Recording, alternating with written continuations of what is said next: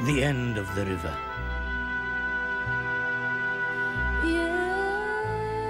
The camels quenching their thirst.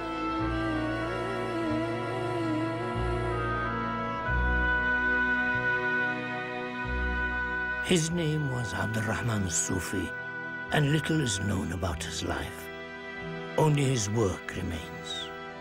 So, let us imagine this is where his life's work began.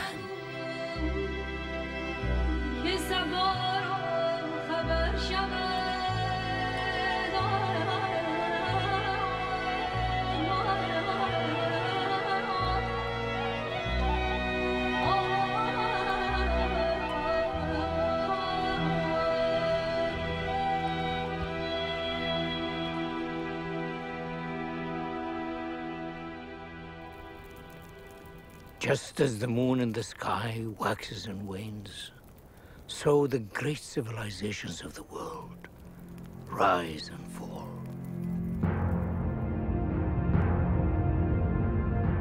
The ancient civilizations of the West had crumbled, their power gone, their wealth of knowledge lost and forgotten.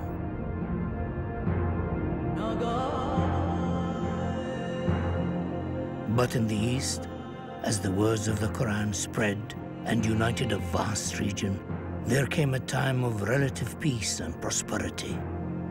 It was the dawning of a golden age when scholarship and culture blossomed.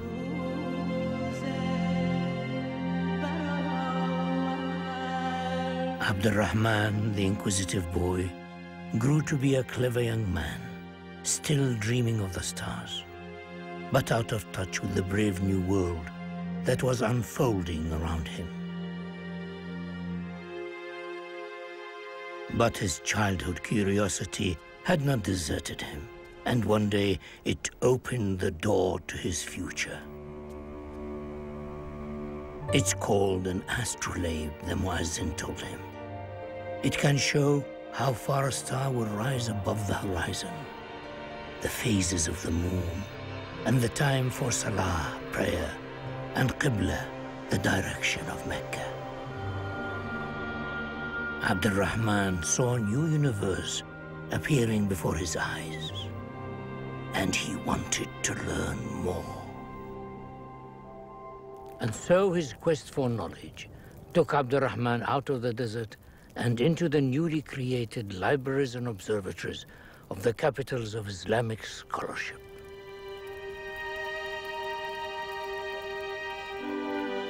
Baghdad, Damascus, Isfahan.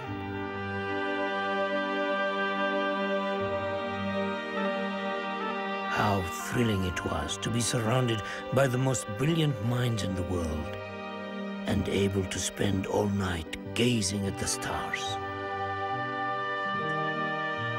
The leader of the morning maidens, the rib, the broken eggshells, the tail of the dolphin. He studied the astronomers of the classical world, but soon realized that they did not have all the answers. He knew he could improve upon their work, but who would believe him? Determined to share his observations with the world, he decided to write a book.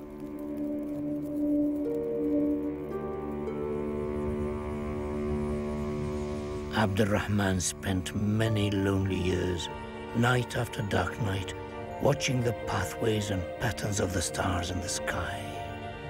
Their glow, their brightness, their magnitudes, their positions.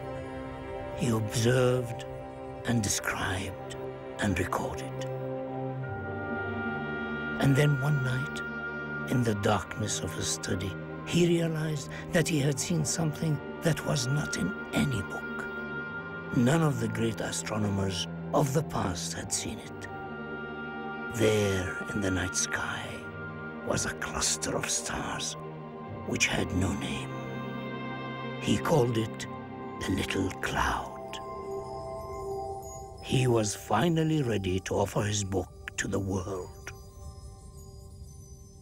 For the first time, thousands of years of desert wisdom was combined with the newfound learning of the Islamic Golden Age. The Book of Fixed Stars was instantly recognized as a masterpiece.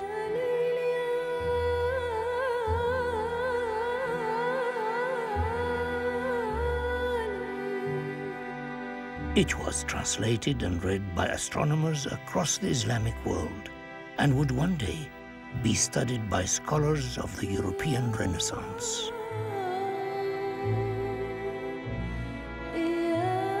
Abd-Rahman died in the year 986 at the age of 82.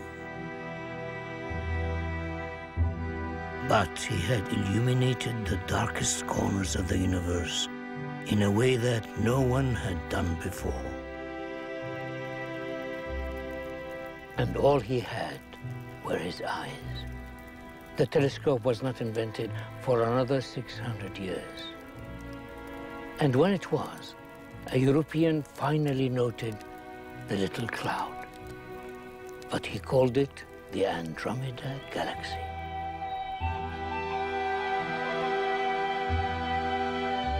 But it was Abd-Rahman al-Sufi who saw the galaxy first with his naked eye all those years ago.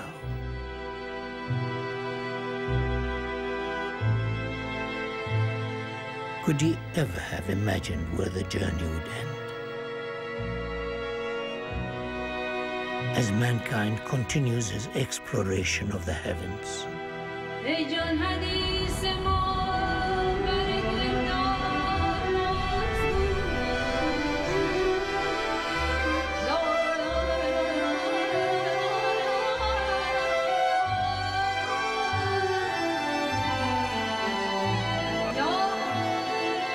the boy in the desert would have been amazed to know that today, if you gaze up at the moon, you might see crater as-Sufi.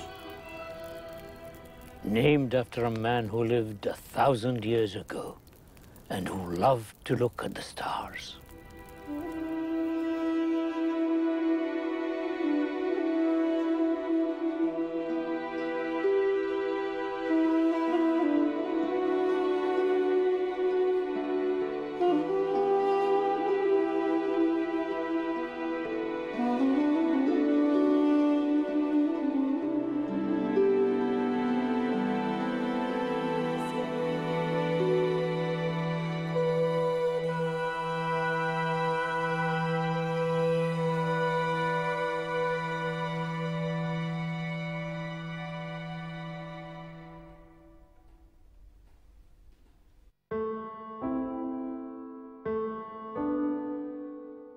Who can guess what lies within the darkness of a box? This box holds the story of a great Islamic dynasty. A story of love, both lost and found.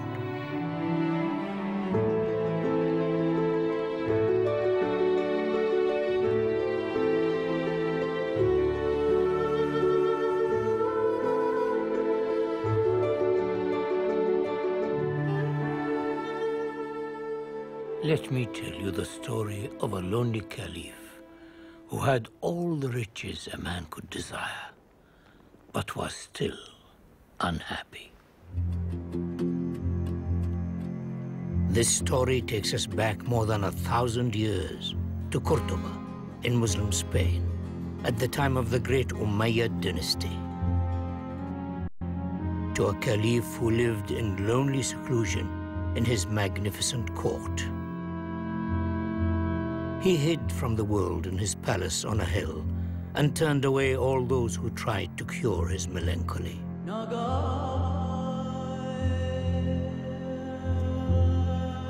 All his riches and all his power failed to make him happy.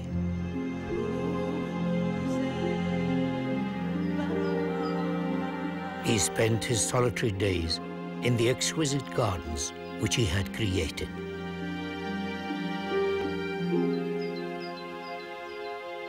Now in his court, there lived a beautiful and clever young woman whose name was Marianne. The women of Cordoba were known for their great scholarship, but Marianne was the brightest of them all. Many courtiers had tried to cure the king's melancholy. None had succeeded. But Marianne believed that she may have a way to help him. She would write him a story, because as we all know, stories are the best medicine for the soul. So, one afternoon, as the Caliph walked in his garden, Marianne shyly approached him. She suggested a plan. The Caliph had heard tell of her wisdom, and so, wearily he agreed.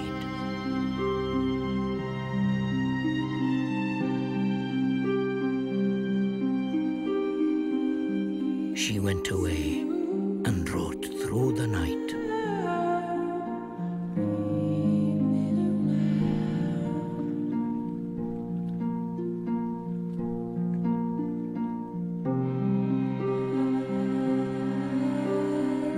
The next day, she gave the Caliph the first part of her story. It began with the words, "This is where your journey begins, great Caliph." And so the doubtful Caliph took the page and began to read her story.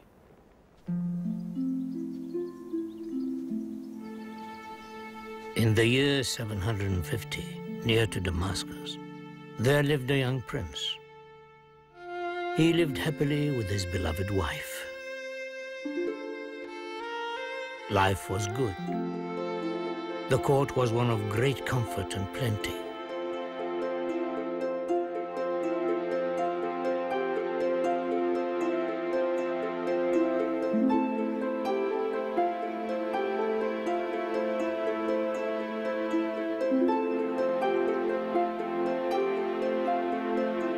The prince spent many happy days playing with his beautiful young son Suleiman in the shady palace gardens.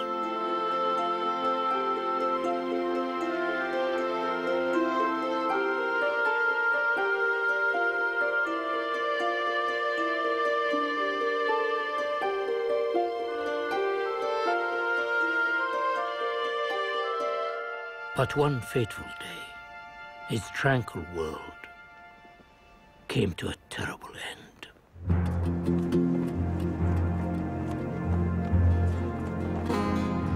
The black banners of his mortal enemies, the Abbasid army, had been seen flying in the hills nearby. Their ruthlessness was legendary. He was forced to make the worst choice in the world. To die fighting a hopeless battle, or to flee.